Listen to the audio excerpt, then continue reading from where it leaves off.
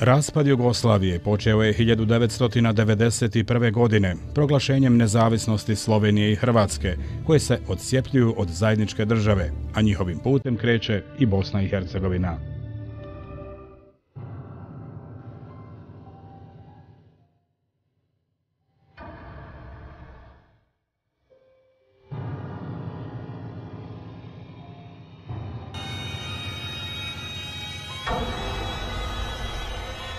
Molim vas da ozbiljno shvatite. Ovo nije dobro što vi radite. Ovo je put na koji vi hoćete da izvedete Bosnu i Hercegovinu. Ista ona autostrada pakla i stradanja kojom su pošli Slovenija i Hrvatska.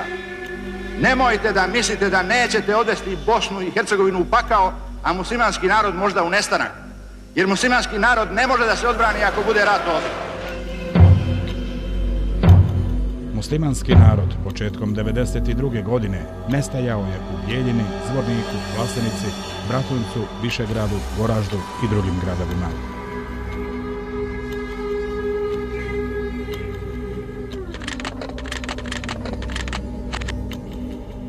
Ljudi u Bijeljini nisu vjerovali da će Srbi doći, da može da dođe neko da pobije, da ga ubije. Znači, Bošnjak nije mogao da vjeruje da će doći Srbin da ga ubije. Naoružan da dođe da ga ubije. Tako u Zvorniku isto tako se dešavalo. Tako se dešavalo u Bratuncu. Ljudi su jednostavno mislili, ako oni imaju merhamet, imaju dušu, da imaju svi. Međutim, to je bio plan, znači, vojske Jugoslavije da to naprave veliku Srbiju, isto da pokušaju, ko što su tamo u Kninu da urade, ko što su tamo spržili Borogovo selo, šta ja znam, Kninsku krajinu, to su, ko što su Vukovar, oni su htjeli isto to da urade ovu stranu, preko Drine, ovaj dio, znači, od Bijeljine do Višegrada, znači, sve to da spoje, da napravi veliku Srbiju. Između 50 i 60 hiljada muslimana iz zapaljenih gradova iz Podrinja, ispred neprijateljskih noževa i metaka, pobjegao je u Srebrenicu.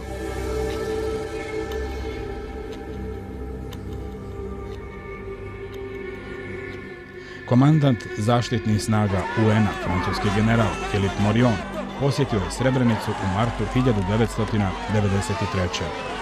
Do tada je Srebrenica postala prenapučen grad i vladali su uslovi opsade. Srpske snage su u svom napredovanju prekinule dovod vode, tako da u gradu tekuće vode gotovo i nije bilo.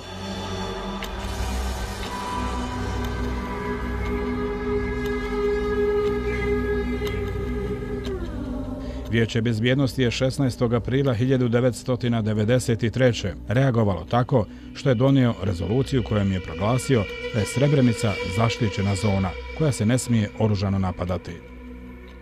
Nakon Srebrenice pod zaštitu UN-a Vijeće bezbjednosti stavlja Žepu i Goražde. 1993. smo tražili, znači, 3 stvari. Ima tačno gdje ja tražim, znači, da se izvrši prekid vatri, jedno. Drugo, da se postave plave kacige duž Drine, a to je da posmatrači da ne bi, jer smo znali da iz Srbije dolaze snage da potpomažu ove domaće Srbe. I znači redovan dotur humanitarne pomoći. Znači te 3 stvari smo tražili tad. Ofanziva Vojske Republike Srpske na Srebrenicu započela je 6. jula 1995. Tokom idućih dana 5 posmatračkih punktova UNPROFOR-a u južnom dijelu enklave padaju jedan za drugim uslijed napredovanja snaga bosanskih Srba. Ja mislim da je bilo 4.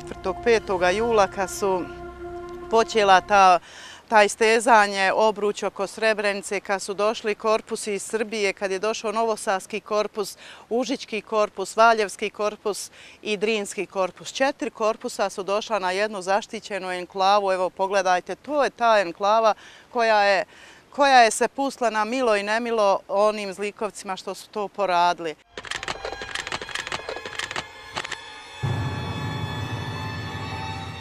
Uglavnom, napade srpskih snaga su dolazili iz rajona Bojne, to je ovo područje desno odavde, i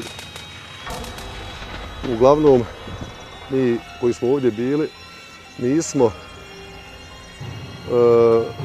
mislili ipak da će snage Ujedinjenih nacija dozvoliti ulazak srpskih snaga u Srebrenicu.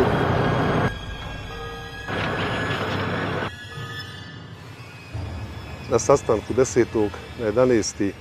uveče koji smo imali ovdje u gradskoj pošti, dobili smo obećanja od komandanta holandskog bataljona, gospodina Karemansa, da su srpske snage dobile ultimatum da 11. jula do 6 sati se moraju povući na početni položaj i omogućiti holandskom bataljonu da se vrati na puntove koje je držao prije prodora srpskih snaga.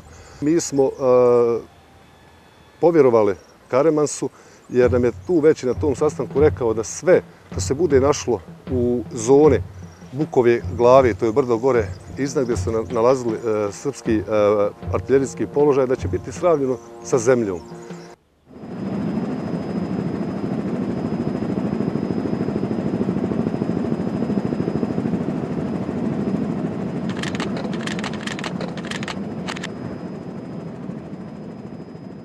Ujutro negdje oko 4-5 sati došli su zvali me da idem na liniju gore na Likare. Pošto sam bila bolničar, taj dan je trebalo da bude obezbjeđenje. Rekli su da će biti, ti avioni trebali su da napadnu, da bombarduju one položaje koje je šta, da bi se pomoglo Srebrenici. Oči svih nas su bile uprte u nebo. Negdje oko 7 sati ujutro 11. jula sam dobio informaciju putem veze da Srbi nisu prihvatili ultimatum i povlačenje na početne položaje, nego da imaju namjeru da osvoje grad.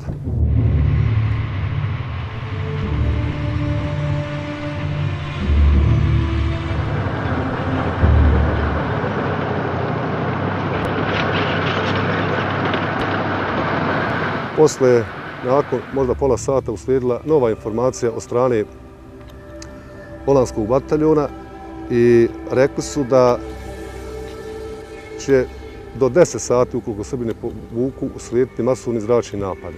Međutim, začuli se zvuci aviona. Avioni su nailazili, prolazili i vraćali se, ali ništa od toga nije bilo. Naišao je avion koji je bacio prvo dimne bombe I poslije smo dobili opet informaciju vezom kao te dimne bombe treba da obilježe ciljeve koji će gađati avioni NATO-a koji treba da naiđu za kratko vrijeme. Nažalost, te dimne bombe su pale. Jedna je pala s jedne strane brda Bojna, druga je pala s druge strane brda u rejon sela Zabojna. Nakon 10 minuta naišla su 2 aviona, bacili su bombe. Jedna bomba je pala, znači, sa lijeve strane brda Bojna, druga je pala s desne strane u rejon sela Zabojna. Dok su avioni nadlijetali, srpske snage sa oklopnim vozilima su stajale, odnosno stale i zaustavile se u neposrednoj blizini releja na Bojnoj i 15 minuta, znači, nakon uslovno rečeno bombardovanja, srpske snage su izvršile pokret prema gradu Srebrenica.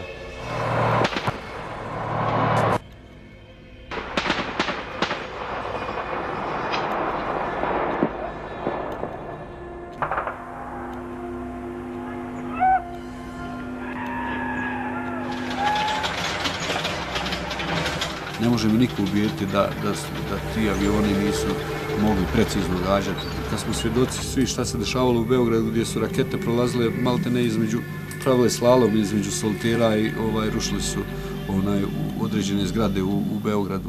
Razorne aviobombe, međutim, nisu demoralisale naše borce, čak suprotno. Učinile su da moral pripadnika srpske vojske bude još veći.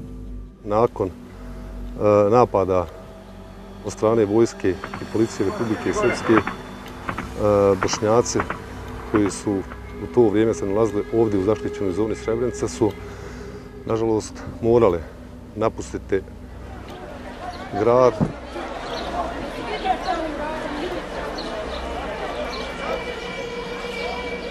Svi smo išli, ne znamo ni kud idemo. Idemo navodno kod Umprofora, u bazu Umprofora, tamo preko puta memorialnog centra, to je zgrada gdje je bio stacioniran holandski bataljon i gdje je bila baza Ujedinjenih nacija.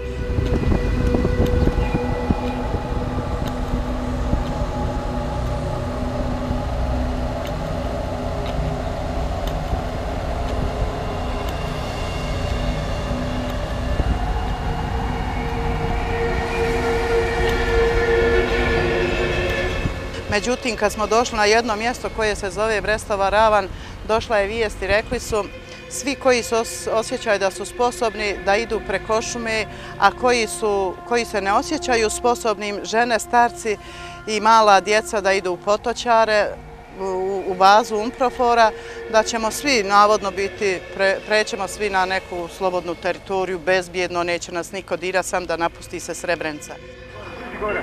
Srpske snage su koristile svaku priliku i one su sa svih položaja ovuda oko Srebrenice i na širem području Sučeske vršili granatiranje višecjevnih raketnih bacača, zatim minobacača, haubica i tako dalje, tako da je bio opšti haos i panika. Molim te, još poguraj naprijed, panika im je da ih istisnemo. Svi smo glasno plakali.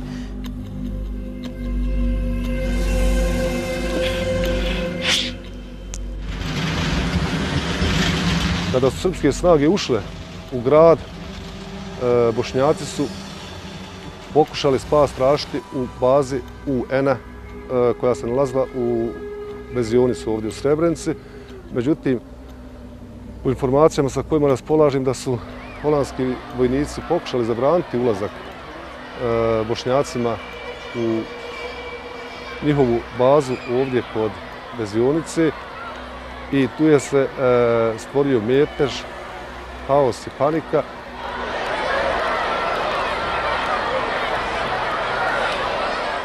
Nakon toga narod u panici je uspio razvaliti ogradu, znači u toj bazi kod vezionice. Ušli su i pokušali zatražiti tu spas od holandskih vojnika, dok je veća grupa Bošnjaka krenula prema bazi holandskog bataljona u Potočarima s namjerom da se spasi. Dok me moj mali sin grlio i vikao da idem sa ostalim ženama u Potočare, sve me više uzase stezo, njegove su ruke vječito oko mene. I kad je došlo vrijeme da se rastanemo, stavio je ruke na oči i zamolio me, idi mama, molim te, sam da ne vidim kud si otišla. Dugo sam išla, ti su koraci bili, ne znam, ja sam došla mala, koliko sam se god puta okrenula, moga Lale ruke stoje na očima, na licu, da ne vidi kud sam ošla. Svi smo glasno plakali. To se rastajemo na 2-3 dana. Samo ja se brinem kakav će im put biti težak, dug, oglanjeće, umorit će se. Nisam znala da 15 godina neću znati za njih, a ni kusu, ni šta se. Negdje oko 5 sati uslijedio je sastanak komande 28. divizije u Sučevskoj, gdje se pokušao razmotriti i usvojiti neki zaključak šta činiti, jer jednostavno u toj panici i haosu bilo je teško donositi razumne odluke i s obzirom da nismo imali nikakvu vezu sa generalštabom i drugim korpusom, jednostavno bili smo prepušteni sami sebi. Na tom sastanku prvi put sam čuo da moramo napustiti ova područja i krenuti put Tuzle.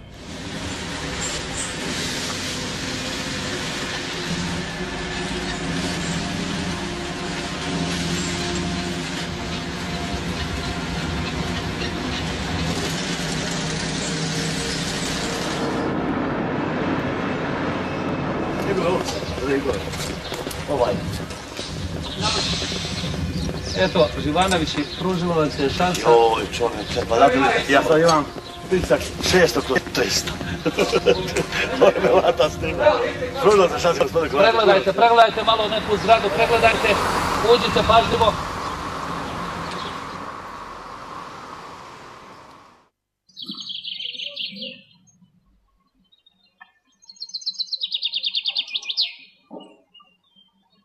Odavde s ovog mjesta Ratko Mladić je raspoređivao vojsku i govorio da idu pravac Potočari.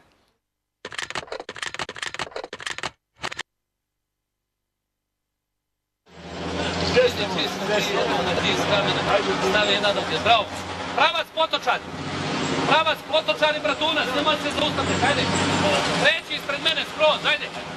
Hajmo, momci! Napred, pravac Potočari! Jesam me dobro, bravo! Dobro, hej, dobro! Hajmo napred, hajde! Hajde, hajde!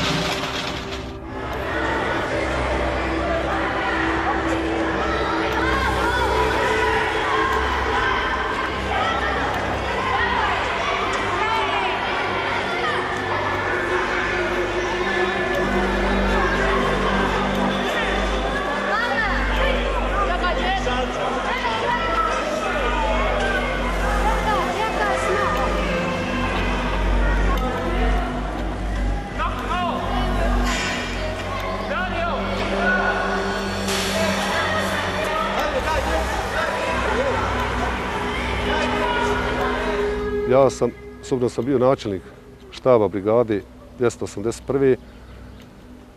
naredio da jednostavno ljudi koji su bili na linijama, vojnici, da napustite sve linije i to je bila izuzetno teška odluka.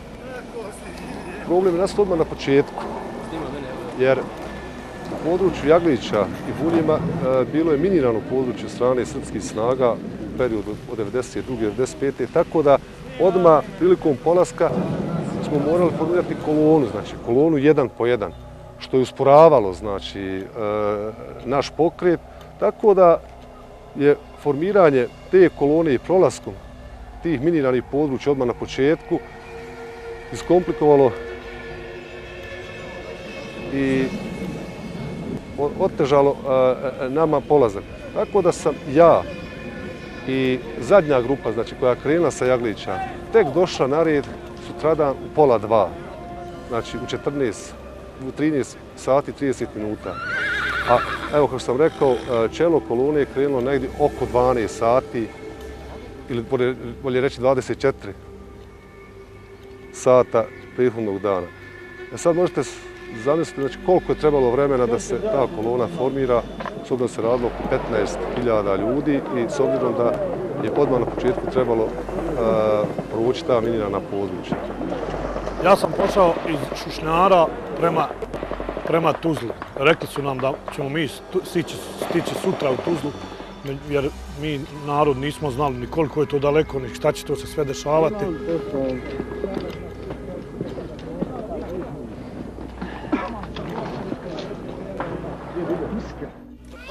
Gari, ajte vam sam. Gari, ne bojte se ništa. Ajte sam. Vam, idemo do vas, ne bojte se ništa. Dođi slobodno sam. Ajte. Ajde, nećemo niko ništa. Ne bojte se. Ne, razvojili smo se, da se sastaviti. Ne bojte se, još otišli. Potočarima je bilo od novorođenčeta do pozne starosti, od bebe, recimo do sve generacije su bile i mlađi, i stariji, srednjovječni ljudi, sve to bilo. U Potočarima je bilo kao normalno uveče kad smo došli. Moga muža, majka Rahmetli, kaže meni snaho bolan, idi vidi šta je noš se narodu zbururetio, idi vidi šta se no dešava. Ja sam otišla, jedna mlada je cura prevodila, ja kaže Minka sine, šta se ovo dešava, šta će ovo da bude? Ona je samo rekla meni polako, ništa teta Điđo, a stajao je kraj nje taj umproforac, a ja ne znajući da su se razoružali pravi umprofor, da su obukli Srbi u to njihova odjela. I on je stajao na tom nekome prolaz, na toj rampi, ispred njih je stajala neka žuta traka i tako. Ja sam što sam se vratila i rekla sam, ma ništa se ne dešava onako, bogati narod dolazi, pa narod uhvatila panika. Dok je opet moga muža majka rekla, pa vidiš li bolan tamo da ono gori, ja i ne gledam da li gori, nego mi je meni u glavi kusu sade, da li mi idu djeca, kako li idu i svi oni koji su ošli preko šume, kako li će im biti dug, će im put biti.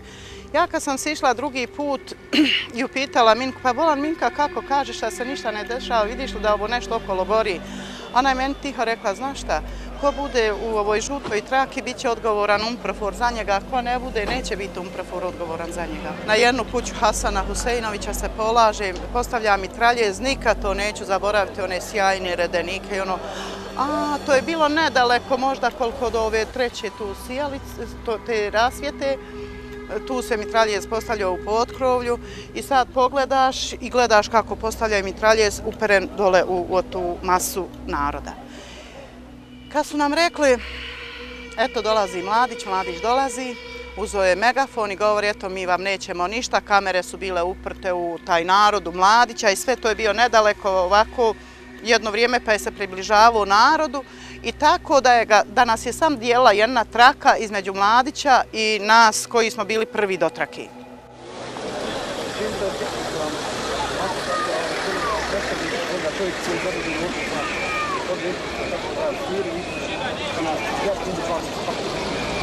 Ne bojte se ništa, samo polako. Neka prvo idu žene i djeca. Doće 30 autobusa, prebacit ćemo vas prema Kladnju. Odatle ste preći na teritoriju koju kontrolišu Aline snage. Bacao je hljeb među narod, djeci je davao čokolade, bacale sve čokolade, djecu tapšao po glavi. Eto, mi vas ne diramo, ali neće vas ni Alija tamo. Kad je sve, valjda mu je bilo već dosta mu tepanja toga i laži, rekao je gasite kamere, dosta ti kamera više. Ja sam bila pored njega, možda nismo ni metar bili razmaka jedno od drugu. Kamere su ugašene, jes rekao, tada mu je bila posljednja, sad će autobusi doći, bit ćete svi ćete bezbjedno biti transportovani na drugu teritoriju.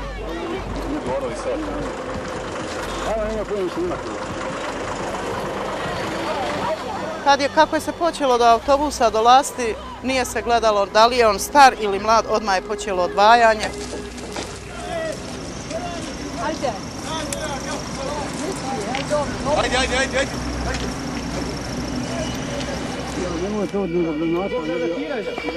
Naišli smo odmah na iznenađenja u smislu da smo na putu nailazili na neke oznake koje su bile na sitnim papirićima na kojima je pisalo mine. I upravo duž staze kojom trebali proći bili sporedan ti papiri na kojima su pisale poruke pazite mine.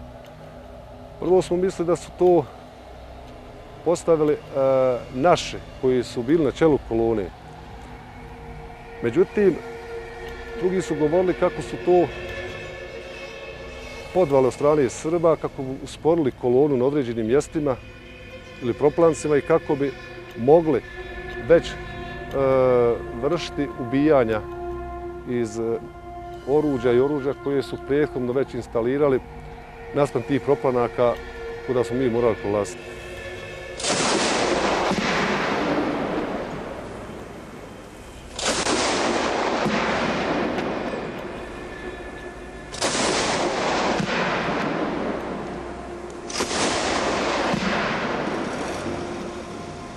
U tom momentu čula se pucnjava i čula se neka eksplozija. Poslije sam saznao da je palo neko drvo i da je tu poginulo puno naših ljudi. Već smo imali prve poginuli, prve ranjeni od granata, od pamova i to je već odmah nam usložilo situaciju jer smo pokušavali nositi ranjenike, ukazivati prvu pomoć i tako dalje. I jednostavno onda je to dodatno stvaralo zastoj u koloni.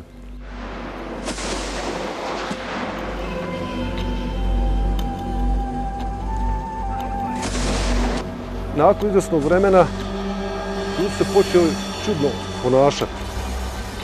I onda je neko prisutni rekao da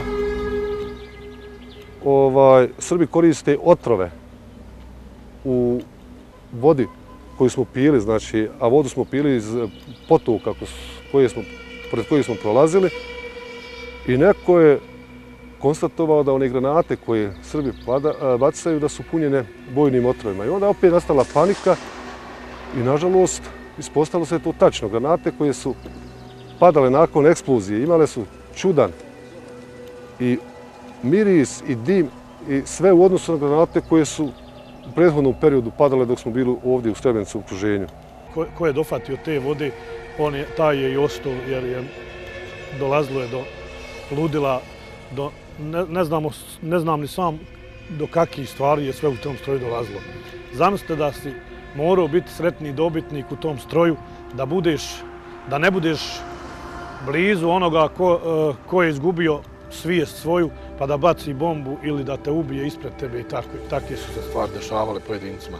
Ili riješi čovjek da ubije sebe, ali baci bombu, poda se, ali mi smo bili u stroju i desi se da pogine još ljudi oko njega ili budu ranjeni i tako oni ostaju.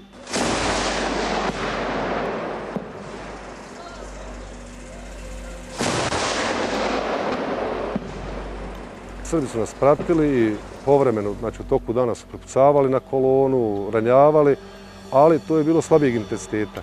Da bi, znači, u prvim večernjim satima, znači tek onaj sumrak kad je počinjao i kada smo trebali da pređemo preko Kameničkog brda, tu smo naišli na prvu zasjed. Jednostavno, iznenada, sa svih strana su zapucali mitraljezi, pamovi, patovi, minobacači, više nisam znao šta je sve pucalo.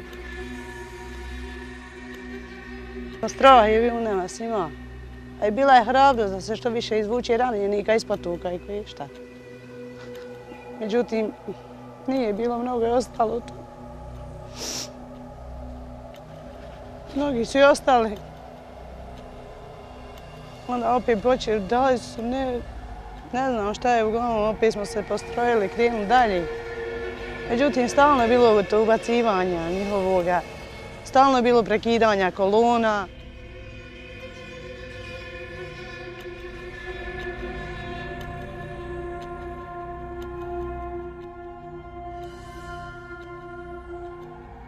Međutim, smo već bili vam pozadnju, ovaj je već zadnji dio ostao, to izvlačenje ranjenika i koje šta je već ostalo bilo.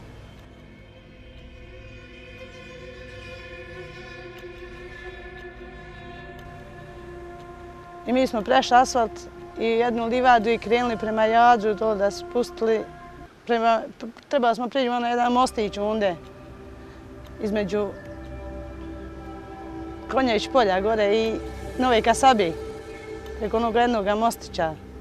Međutim, tu smo vikali stoj, pohvatali nas da smo pješke otišli do Konjević polja.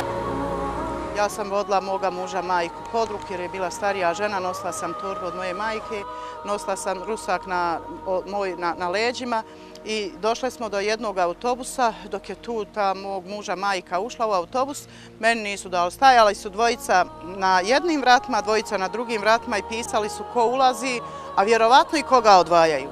Ja samo što sam pošla da zakoračim, mene je uhvatio za ovo rame i rekao mi je vi ne možete ući, imaju prednost starci i starice, žene sa malom djecom, dok starci ne ulaze, mlađe žene od mene ulaze i starije i mlađe su od mene ulazile, meni nije dao ući.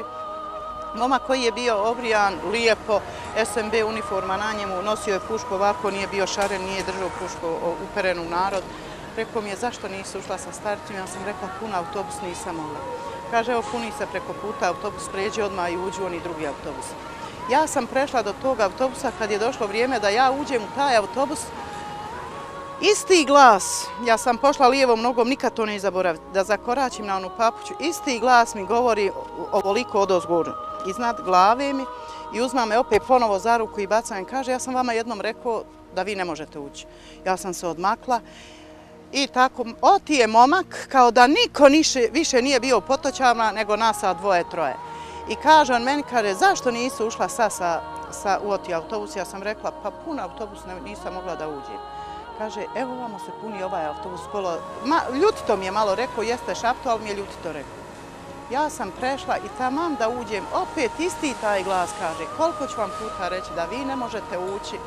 Ovaj je rekao, momak, pusti nek uđi, ja sam tada ušla. Jeste svi iz Srebrenice? Recite mi kako su vas ovdje primili? Ja nisam odavde iz Beograda sam pa baš ono da ne namještamo ništa.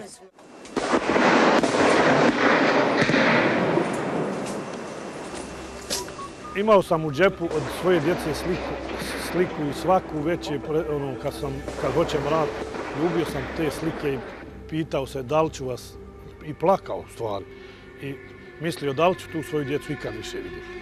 Valjda Srbi nisu na prvoj zasjedi postigli onaj željeni efekat, nisu pobili dovoljno i dok smo mi iznosili ranjenike ta 2-3 sata, oni su nama pripremali tu drugu zasjedu na brisanom prostoru. Tu je nažalost izgubilo najmanje 2000 ljudi jer tu nisu mogli imati omašaja jer ipak u toj grupi kada smo krenuli sa ranjenicima niz Kameničke njive, kako im zovemo, od Kameničkog brda prema Đugumu, bilo nas je najmanje 4-5 hiljada. Zamislite sad, 4-5 hiljada ljudi kad ide u koloni, čim god gađa, ne može omašiti. I već je bila mjesečna izašla kada su napravili tu drugu zasjedu i moglo je se dobro vidjeti kako narod pada pogođen recimo rafalima, metraljeza, pamova. Onda iz neposrednje blizine su gađali zoljama u tu masu. Tu su bili teški trenuci, jauci, briska, galama, panika, ne znam više šta se sve nije dešavalo. Ja sam u tom trenutku legao strmoglavo, neki je kanal bio, voda je ga prethodno izrovila, ja sam legao u taj kanal. Neki ljudi su dozgo name legli, kako bi zaštitili te pucnjave koju su nam priredili. Podigao sam glavu, nisam smio da ustanem još jer se čuli pojedinačni pucnjavi ili kratki rafale. Onda sam podigao glavu malo i s obzirom da je bila mjesečna, znači mogao sam to da vidim gdje god se čuo jauk ranjenika, dolazila je grupa srpskih vojnika, da li iz pištolja, da li iz automatske puške i dotucala, kako mi kažemo, ove ranjenike. To je trajalo također jedno pola sata. I nakon toga smirilo je se. I ja sam puzeći pošao prema obližnjem potoku koji je bio u podnožju Kameničkog brda. Bio sam previše žedan i kada sam došao u potok, napio sam se vode, umio se i tu sam već našao određene ljude, odnosno grupice ljudi koji su uspjele preživjeti drugu zasjedu.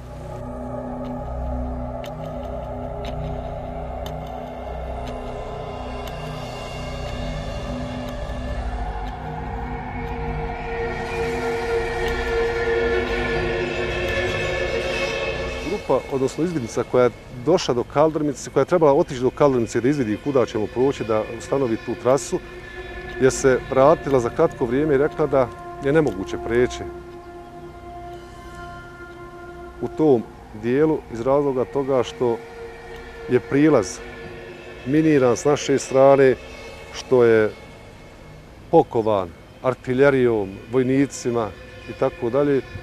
Čak dvojica momaka koji su bili u toj izvidnici su i umeđu vremenu nagazili minu pa su došli onako krvavi, ranjeni.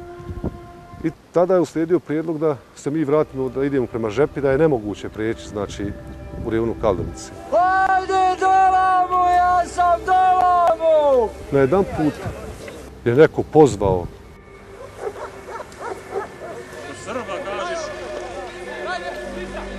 Svi su ti ljudi koji su krenuli prema Tuzli imali isti cilj. To je bio napaćeni narod, gladan narod, bos narod. Svi su imali želju da vide svoju djecu, ali Ratko Mladić na čelu sa svojom vojskom, on je riješio da mnogi ne vide tu svoju djecu ni svoju porodicu.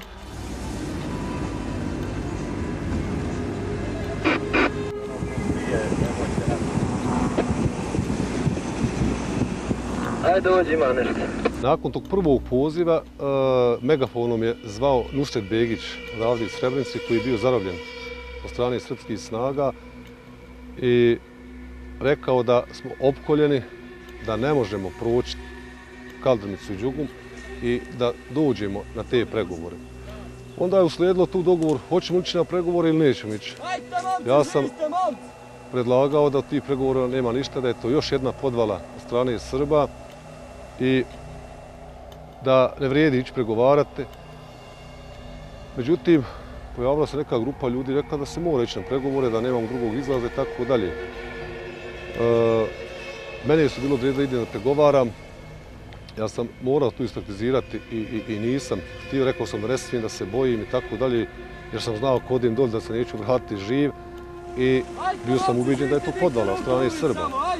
I tada je, znači, ta grupa spontano odredila neki pregovarački tim u koji su odredili Aliju Delića iz Vlasenice, Rešida Sinanovića, diplomiranog pravnika iz Bratunca i Dalija Bećirević iz Opetaka, znači iz Srebrenice. I oni su otišli dole na te pregovore i nije prošlo možda pola sata, 40 minuta, oni se vratili dozdu i rekli kako su oni uspostavili vezu sa transportera UN-a, navodno s Alijom Izetbegovićem, i da je Alija Izetbegović preporučio da se predamo jer je dogovorena zamjena Srebrenice za Bogošću, navodno, i tako dalje, da ne gubim uzalud glave i da jednostavno te međunarodne snage, odnosno UNPROFOR će nas transportovati do Kladnja. I rečeno je da prilikom predaje moraju oružje odložiti tu neposrednu blizinu i bez oružja moraju ići dole tim transporterima. Međutim, to je podvala bila od strane Srba. Oni su upravo zarobili od Holanđana njihove transportere, njihova vozila, skinuli njihove uniforme, obukli nase i glumili predstavnike međunarodne zajednice. A ta veza, navodno, koju su ti naši pregovarači uspostavili s Alijom Izetbegovićem, to je bila važna neka veza, ko zna ko je bio na drugoj strani, ali su ljudi bili ubijeđeni. I onda su rekli da taj pregovarački tim se mora ponovo vratiti dole tim transporterima i međunarodnim predstavnicima i reći hoćemo se predati ili nećemo. Muslimani su ovdje najviše stradali zbog UNPROFOR-a, jer Srbi su zarobili UNPROFOR, zarobili njihove transportere i plave šljemove, obukli se i došli su dole u Konjević polje i ostala mjesta i čekali po asfaltu i zvali na predaju. Evo, UNPROFOR je došao, garantuje vam sigurnost i tako. Mnogi ljudi su to i povjerovali i otišli su, mislili da je to zaista UNPROFOR i onda znamo šta se sa tih ljudi desilo. Neki ljudi koji su bili iscrpljeni, ranjeni, su bili da se predaju. Oni su povjerovali da su snage međunarodne zajednice dole i da će biti transportovani za Kader. Druga grupa je osporavala to i govorili smo da je to podvala, jer sličnih stvari je bilo i u periodu 92. i 95. ovdje. Međutim, nije se to moglo kontrolisati i već neki ljudi koji su odlučili da se predaju su počeli odlagati oružje u neposrednu blizinu i ići desnom stazom iz tog mjesta prema Đugumu. A to mjesto gdje se dešavalo sve se zove Potkruške, to je mjesto ispod sela Burnice. I upravo sa tog mjesta su bila dva puta, dvije staze, znači bila je desna i bila je lijeva. Ovi koji su odlučili da se predaju morali se ići tom desnom stazom. Ljudi su počeli odlagati oružje i na jedan put jedan je momak izašao iz grupe i rekao ima li ko da se neće predati, neka pređe na lijevu stranu, znači na tu lijevu stazu. Izašlo je nas, kad smo se prebrali 57.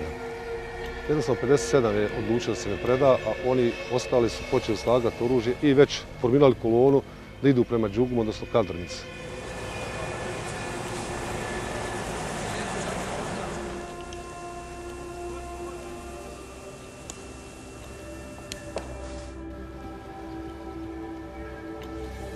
I to je trajalo možda nekih sat vremena. To odvajanje, pregovori, dogovori. I na jedan put, kada je već kolona formirana dole od ljudi koji su išli da se predaju, iznenada samo uslijedilo opet pucnjava. Znači, dok su naši pregovarali, dok su išli da pregovaraju, nas su Srbi opkoljavali. Čuje li se i to na to? Alo? Alo, novina?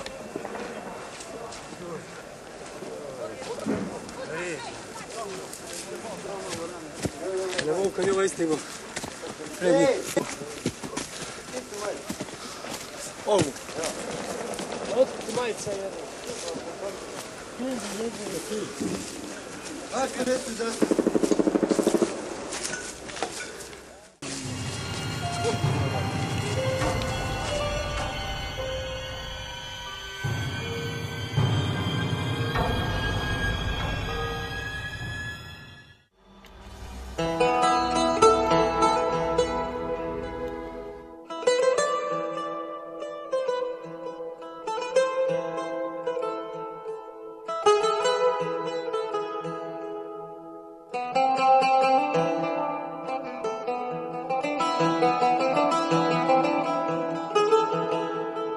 Ovoga rata se nije našao ni logor, ni ti neki dobri ljudi koji bi spasli bar jedan život srebreničkog genocida. Ne znam, baš mi to teško da pričam skroz. Baš mi je teško da to pričam. Nekad ne volim da se sjećam tog puta ništa. Najviše vola zaboraviti sve kad je moglo odjednom to da se zaboravi. Ja sam i molila da mi pusti brata. Nije samo brata, bio još moji komšija, tu mnogi. Bio je katastrofa živa, ono ko nije preživa. I ko je preživa još nikad neće biti normalna. Nekamo ko je ostao da živi ovdje u Srebrecu. U Konjevića polju su mi vidjeli starijega sina, zarobljenog sa hiljade njegovih saputnika, mlađeg sina i muža su mi isto tako vidjeli u Kravici sa više hiljada zarobljenih. Bilo je tu i nešto ljudi koji su pokušali da se prošvercuju sa konvojem, a koji su u kartotekama zabeleženi kao zločinci. Bio sam već iscrpljen maksimalno, gladan, cipele se bile raspale već, pa su prišteme odozdo već izrazito već su prištevi bili izraziti i počeli su mi boliti. I u jednom trenutku sam pao, iscrpljen, više ne mogu da savlađujem onu travu, ostrug i tako dalje. Kad jedan put sam čuo neki glas u neposrednoj blizini, polako sam puzeći došao tu kad prepoznam glas jednog mog komšije, s obzirom da je kiša padala, oni su sebi napravili pa prate, neki kao zastor i zaklonili se tu ispod te paprate.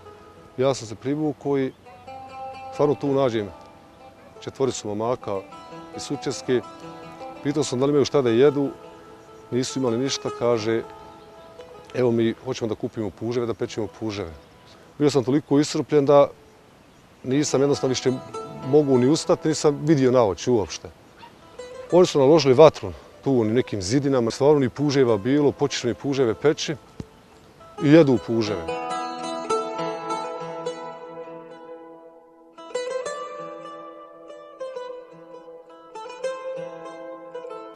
Kad sam vidio kako oni jedu puževe, kad se ispeku, jednostavno sam tražio od onoga, Mustafa se zvao.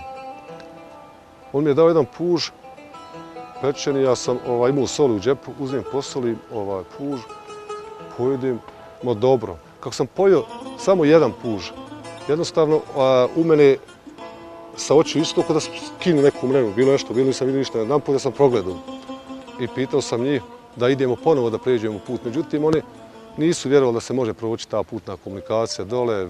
Mustafa je bio previše obeshrabren i uglavnom je predlagao da idemo da se predamo. S obzirom da nisam nikad pomišljao da se predam jer nisam smio se predati i znao sam ukoliko se predam da onda jednostavno neću preživjeti, a ovako ne imam šanse. Ja sam rekao, pozvao ih da idu sa mnom, da možemo proći, oni su rekli ne, neće, ja sam krenuo sam. Ja sam išao dole prema asfaltu u rejonu Kaldrmice i planirao sam da ponovo vidim kuću proći i da u toku dana znači, se zavučem negdje u neki žbun dok ne padnem mrak, da ponovo pređem i da idem na planinu Udrče. Šta je se desilo umeđu vremenu? Da li su opet halucinacije odradile svoje dio posla? Ja sam na jedan put izašao među četnike dole na Kaldrmici.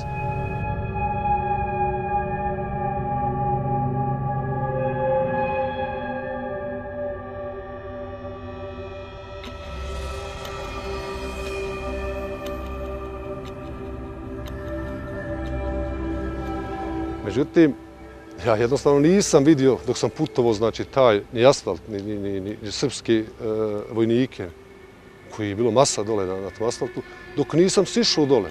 Meni se činilo sve da je to još šuma, livad ispred mene.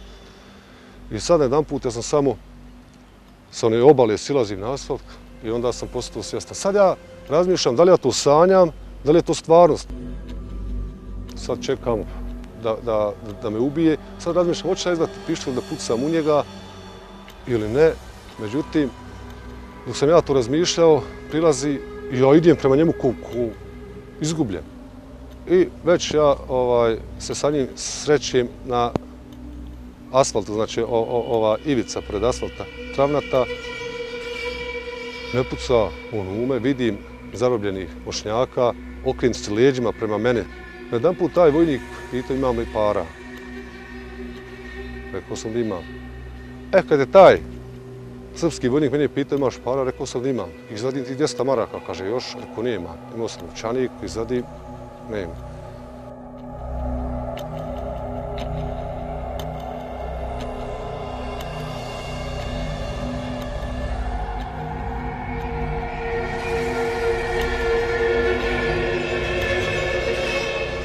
Kaže, ima li ranjenika još gore po šumi? Rekao, imam. Kaže, ajde, kada je po ranjenike da je dovedeš odazad. Sad ja opet ne vjerujem, je li to stvarnost, ja se okrenim, rekao, hoće me da ubije, ali neće ono direktno, rekao, hoće da okrenim leđa pa da me rafalom pokuti. Razmišljam, hoće ja sad pištolj izdati onaj svoj, on je lepetiran sam zakuće da ja pucam u njega, da završim po kratkom postupku, da samo ne budem uhapšen. Sad sam ja krenuo gore prema šumi s koje sam došao,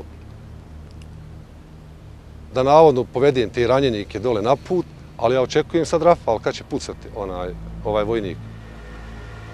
Idem ja gore, ne puca čovjek, ja polako idem uz onu obalu puta, izlazim na ivicu šume. Ne puca. Ja sad opet ne vjerujem je li to stvarnosti ili je san. I kad sam došao na ivicu šume, na početak šume u stvari, onda sam opet malaksu, ne mogu, klekao sam na koljena i ne mogu da maknem. Onda sam uspio puzeći se uvući gore u dubinu šume i čujem ja dok tu stojim da neko ide iza mene. Pretpostavljam, rekao da taj vojnik ide ponovo i mu prema kad vidim da je naš neki Bošnjan iscrpljen, civilno. Dolaze on meni, ja pištolj vratim za kuću, stavim za pojas. Pitao mene, kaže, svi tebe poslali, kaže, onaj poranjenik. Rekao, jes. Pa kaj mene, šta ćemo? Onda se malo hrabrim, dođem sebe, kažem, Bog nas spasio, rekao, idemo gore sade u šumu. Pa ćemo se vraćati, pa kako vraćanje, svi rekao, šta je dole? Mi smo krenuli i dođemo na planinu Udrč. Tu smo našli najmanje 1000-2 još Bošnjaka koji su sve tu preživjeli i oni su našli spas i utočište na planini Udrč.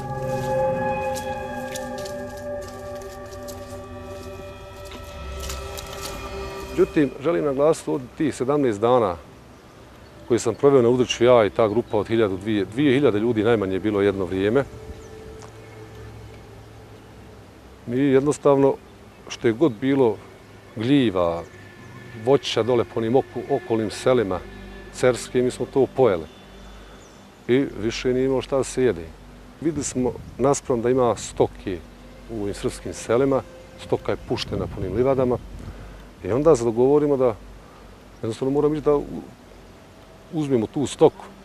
Iako je bilo rizično, ali glad je natjela da moramo. I dogovori se jedna grupa, prvu večer da odi da pokuša. Negdje prezoru ta je grupa došla i dovela 8 goveda. A onda smo uzeli, zaklali sva goveda, međutim, naložili smo vatre, počeli smo to u peći, međutim, na 2000 ljudi to je bilo ništa. Jednostavno nije moglo svakome to doći. I onda svaku večer je uslijedio odlazak po stoku. Jedna po jedna grupa. Tako da ti 17 dana dok sam bio, mi smo zaklali negdje oko 32 grla stoke. Kad smo vidjeli da su četnici odlučili da izvrše pretres terena, znači i planine Udrč, onda su se opet stvorile dvije ideje. Neki od ljudi su zagovarali da idemo prema Srbiji, pa je bio prijedlog odmah da idemo uz Vornik dole, pa da preko Drine idemo za Srbiju. Drugi su predlagali da idemo da se vratimo u Srebrenicu, pa da idemo Bajinu Baštu, odnosno Šljivova, tamo kako su zvali, jer smo imali tranzistori, slušali da je u Srbiji uhapšen određen broj Bošnjaka iz Srebrenice i da su pod kontrolom Međunarodnog crvenog križa. I onda se ljudi ohrabre. Kaže, pa šta, i mi odemo u Srbiju, prijavit ćemo se Crvenom križu i pokušali smo tu ubjeđivati, valja doći, rekao, do Srbije, valja ponovo se vratiti preko ovih područja koje smo prošli. Ja, rekao, predlažem da mi idemo naprijed, pa dokle stignemo. Međutim, nisam mogu ubijeti. Prevladalo je mišljenje ipak da se vrati za Srbiju. I uglavnom se podijelile te grupe. Ja sam ostao tu, ja i samo jedan momak koji smo odlučili da idemo naprijed. Ono je sve krenuo za Srbiju. Međutim, ko nismo znali puta i umjesto da idemo više lijevo, mi smo išli više desno i onda smo otišli tamo u Šeković, upali na njihova sela i onda smo imali problema sa psima, sa čobanima, ali eto, uspjeli smo nekako i nakon 2 dana upali smo ta neka srpska sela i gdje nismo mogli toku dana da pješačimo. I onda smo morali čitav dan da provedemo u Žbunju i morali smo čekati noć da izađemo odatle kako bi prošli ta srpska sela, jer je bilo nemoguće od čobana, od tih nekih ljudi koji je bilo masa. I onda smo jednu noć putovali čitavu noć, kiša je padala i ujutro smo ponovo udali na neka sela. Opet smo morali da legnemo u Žbunje. I ja kad sam se probudio negdje oko možda 2-3 sata posle podne, tog momka Dalije koji mi je bio komšija Sučeske, jednostavno nema tu gdje smo ležali pred meni.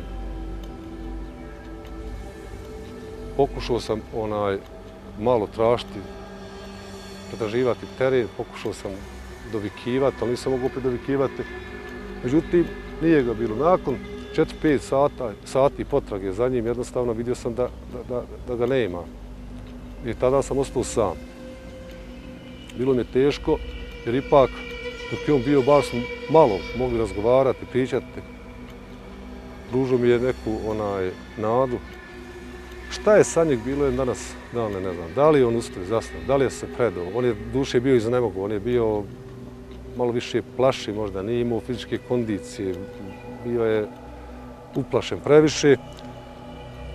Uglavnom, on nije nikad prešao, ni se zna o njegovoj sudbini. Pretpostavka da je i zasnao ustao, da je ošao tamo u obližnje selo, pred kojeg smo upravo u toku dana i morali da se krijemo po paprati kako bi u toku noći prešli ta područja. I onda sam morao nastaviti samo. I posle toga sam putovao 6 dana i 6 noći i 6. dan sam izašao u Kladanju Starića. Tu je bilo još niz nekih detalja o kojima ne bi sad ovaj put pričao. Znači, nakon 32 dana, tačnije 13. avgusta 1995. ja sam prešao u Kladanj. Tada sam, kad sam prešao, saznao sve one razmjerne katastrofe i zločina koje srpske snage počinile nad Bošnjacima koji su zarobljeni, koloni koji su zarobljeni u bazi UN-a u Potočarima. Porod sam našao u jednoj školi u Živinicama, u kolektivnom centru. I od tada 13. avgust slavim kao drugi svoj rođendan.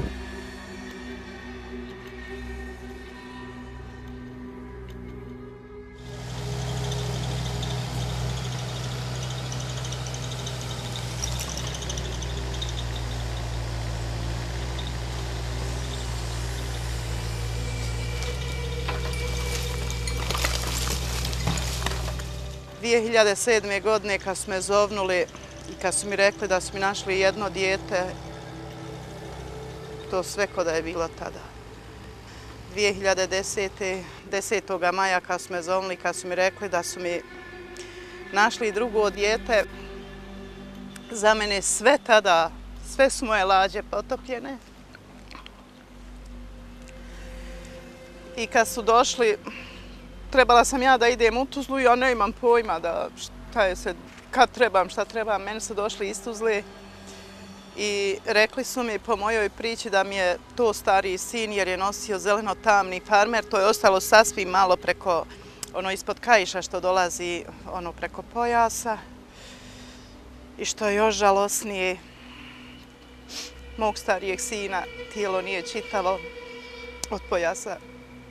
Mog djeteta nema, ima nešto malo lijeve ruke i donji dio da kopam.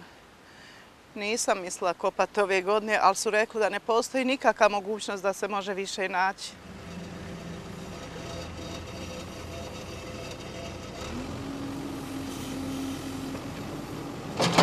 Neki su uspjeli ipak se dokopati slobodne teritorije i ispričati priču o putu bez povratka, kao i o stradanju muslimana iz Podrinja. Za zločine počinjene u ovoj nekadašnjoj zaštićenoj zoni UN-a do sada su odgovarale 24 osobe, kojima su Tribunal u Hagu i Sud Bosne i Hercegovine izrekli 476 godina te 2 doživotne kazne zatvora. Rezoluciju o srebreničkom genocidu usvojio je Evropski parlament i mnoge druge države, ali rezolucija još nije usvojena u državi u kojoj je počinjen genocid Bosni i Hercegovine.